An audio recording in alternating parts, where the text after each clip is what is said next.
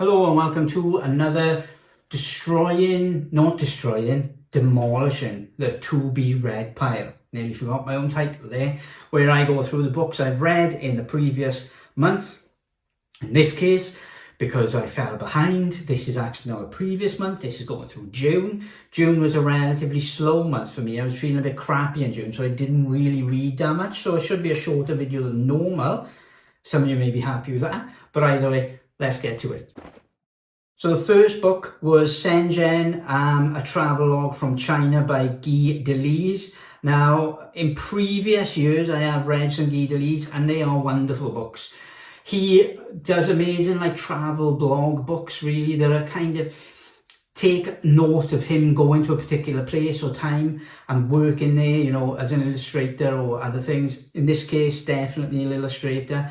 And he's just going through, what life is like in that kind of cityscape of China. And these books always come across as that kind of fish out of water account, really. He always goes to these places with best intentions, never really to poke fun at differences or never really to focus on differences. But equally, he's fascinated by differences and gets really intrigued when he can't work out why people are doing certain things or why they're acting in certain ways. Generally, they're full of, quite warm humour of him just spending his life in a new place for a couple of months and trying to get an understanding.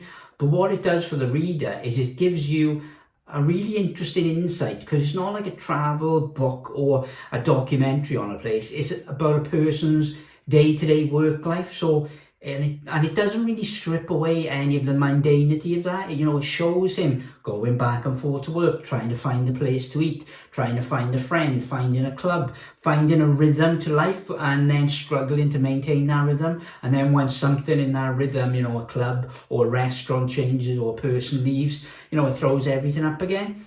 His artwork is great as well, really universally understandable and really clean and unique in every way. Guy Delisle is a fantastic author, I think, and I'll definitely be picking up more and more of his work going forward. But this one I very much enjoyed. Pyongyang is still probably my favourite one I've read by him so far. Next, I continued with Master Keaton, Volume 5. This will be the last one I read, I think. I started Volume 6 but never got through to it, and I have since sold Master Keaton. Now, the reason why is because I needed some shelf space and some money, and I just didn't feel the need to keep reading it. It was very much this book that was enjoyable, episodic, about Master Keaton, about him using his SAS skills and his insurance, investigatory skills and looking at different historical artifacts and communities and cultures around the world. But there was nothing really giving me the impetus to keep reading. It really felt like a chore to keep reading, not because it was bad, but because there was no draw, there was no cliffhanger, there was no meat to the story. And so I thought, I'm not going to get through 12 volumes of this because I just haven't got the drive. But again, it's not bad, it's just not for me, and I didn't see the drive to read it. Next, Tintin 12, Red Rackham's Treasure, continuing on from The Secret of the Unicorn, looking for that treasure that sunk in that issue. Again, I really enjoyed it. Tintin's on a bit of a roll at the moment with Shooting Star, with The Secret of the Unicorn and this. They're all quite enjoyable, compact, easy to understand stories. Not like the ones to come, I should say, because there's ones coming, namely the Moon Saga, that are quite dense and hard to really enjoy. But we'll get to that when we get to it. But Red Rackham's Treasure was really fun. And it was just, like I say, following on that story of finding that sunken treasure that's connected to Captain Haddock. And this is the birth of, Marlin Spike Hall and all that type of thing. So it was a nice issue, nice kind of, treasure hunting issue with lots of different little pieces of intrigue and adventure involved, as there always is with Tintin. Gotham Central Omnibus. Now this would be the the third time that I've read the two beginning story arcs. It's a collection of 4 overall story arcs, which originally were collected into 4 trade paperbacks, and all 4 of those trade paperbacks were in the Gotham Central when I had the original trade paperbacks, which I give away to Comics versus the World, who you should follow on Instagram if you don't already. The first 2 volumes of that with artwork by Michael Lark for the most part and written by Ed Brubaker, were my favourite, and they still were when I read this omnibus. And I think I read those twice as trade paperback and then another time here. So the first two I've read 3 times, and then the latter 2 I've read twice. When I got to the end of this omnibus, I was like, I'm happy to sell this on. Not because it was bad, I should say. Mainly because I can't see me ever really rereading this again. There's nothing wrong with it per se, but equally the rereadability, Jesus, the rereadability of it all is really kind of not there for me, because I've experienced the story arcs a couple of times now, literally, and a few for the other one, and there's nothing really driving me to continue reading on that. And I can't imagine me in 10 years time going, oh, I'll pick that back up again, because there's no layers to the story really. It's a very straightforward cop drama where you're looking at Gotham Central PD dealing with these super criminals, but also dealing with corruption within the police and, you know, corruption within the evidence departments with Corrigan and things like that, and lots of infighting. When it's firing on all cylinders, for me it comes in those moments when they're dealing with each other as cops, when there's drama between them, the relationships between them. I would have loved to have seen if this worked as just, you know, a standalone cop series, but again, I can see the attraction with having this spectre of Batman overhanging everyone, but equally it does give you quite an easy get out of jail free card. It's like if you write yourself into a corner, you can go, oh, Batman came in and saved the day. So yeah, it is very good. Some of the story arcs are better than others, but in general, all of it holds together pretty well. I'm just not going to revisit it again, really. I've done it a few times now and I'm quite happy.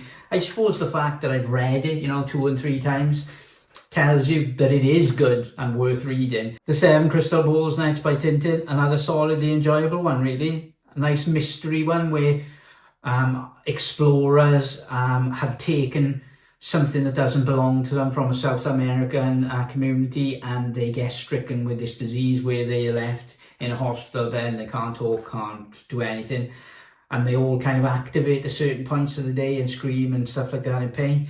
And there's this Aztec mummy and things like that. There's loads of stuff going on, and it's quite supernatural, but it's Tintin at its best. I find when Tintin is like fighting against these supernatural, you know, ancient powers, which are not quite what they seem. You know, it's almost like Scooby-Doo where they rip the mask off and everything is not quite as they seem. I think Tintin is best for me when it's doing that because it's more enjoyable in many respects. And this one leads directly into the next story arc, because something happens with Professor Calculus that then leads directly into the next one, which is Prisoners of the Sun, which we will get to, I'm sure. Now, The Beach is next, a graphic history by Harvey Pekar and Ed Pisco, and a few other creators mixed in as well. And yeah, this was a really stripped back look at the beats and the beat poets and those whole, and that whole world that they lived in, really. So it looks at Allen Ginsberg, Jack Kerouac, you know, Burroughs and all these people. And it's not that long. Ed Pisco's artwork is great. It's all black and white in it, and it's really solid, but it's very similar in its storytelling approach in the way that Ed Pisco would later approach Hip Hop Family Tree. And what I mean by that is the art and the text feel kind of somewhat separated, because the text will say something, make a statement, and then the art will show what's going on in that text, essentially. Now, you may think, oh, I've just explained every comic book graphic novel in the world, but that's not true. A lot of times, the image will show something different or tell a different layer to the story and add a different dimension to the story. In this book, it doesn't. It literally is a depiction of what's being said in the writing. That's not a terrible thing for a non-fiction book that's approached quite stripped back like this.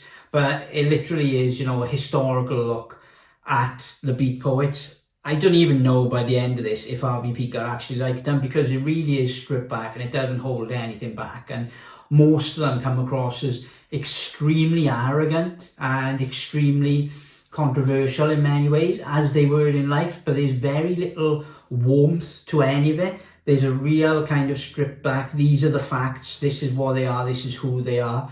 And because of that, the only thing that was really amazing that come from them is their body of work itself. But because the book itself doesn't necessarily go into the body of work, it shows you the person, by the end of it you feel kind of a bit annoyed and frustrated by the people, and you realise that their body of work should almost be kind of totally separated from them in many ways, because if you add it to these people, it kind of taints a lot of that work and a lot of the creativity and poetry. It's a book really that you don't finish thinking these men are heroes, these men are wonderful, amazing. It's a book you finish thinking, how on earth did these men actually create what they created? Because they were drugged out of their mind, they were constantly, having debauched kind of, incidents in their lives, going through traumatic drug addictions, so much stuff going on. And you think, how on earth did they actually achieve what they achieved? But they did.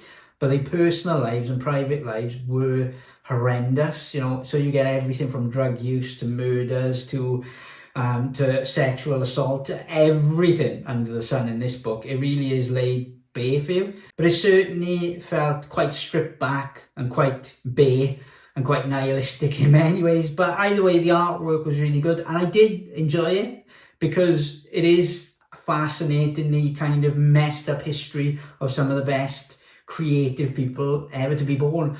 But they also are horrible people for the most part, which, yeah, it is what it is. That's June. Thank you very much for watching. I will catch you on the next one.